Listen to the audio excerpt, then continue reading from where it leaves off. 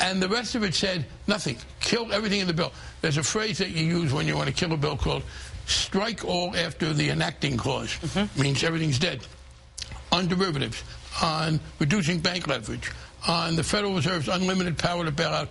In every case, here's a Republican counter-proposal. Strike all after the enacting clause. And so if they had won the vote, and every single Republican voted for this, there would have been zero change in financial reform. The banks, the investment houses, the hedge funds, the derivative ball games, nothing would have changed. They'd be left intact, the system that brought us to this crisis. Intact. And of course, the first line, or the overall premise of the Frank Luntz memo for killing Democrats' financial reform proposals is to make sure that voters know that Republicans think the status quo is not okay, that things has to be changed, that there has to be realistic change. Meanwhile, they're voting quickly. And just to recap, the bailout, the lack of regulation that caused the crisis was a Republican explicit policy.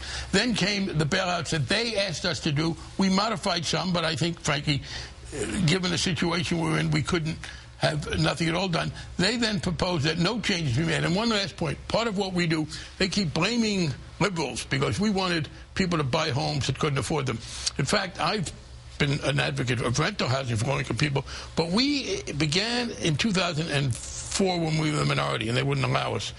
In 2007, we did in the House pass a bill, and we passed it as part of this bill in the House again, to restrict bad loans, bad subprime loans. We said, no, you can't lend money to people who can't pay it back. They voted against it. The Wall Street Journal, which says, oh, you liberals gave these poor people homes, denounced the bills that we passed as an interference with free market. They called it a Sarbanes-Oxley for mortgages.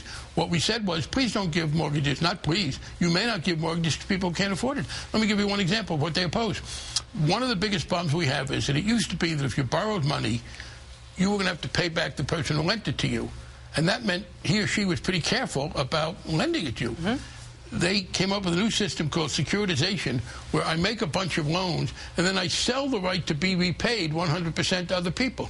I don't care as much. Right. We said, no, you can't do that. You have to retain some of the risk, up to 10%.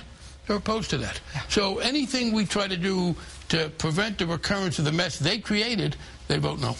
They vote no emphatically with an exclamation point at this point. Democratic Congressman Barney Frank of Massachusetts, Chairman of the House Financial Services Committee. It's always a real pleasure to have you on the show. Nice to see you here.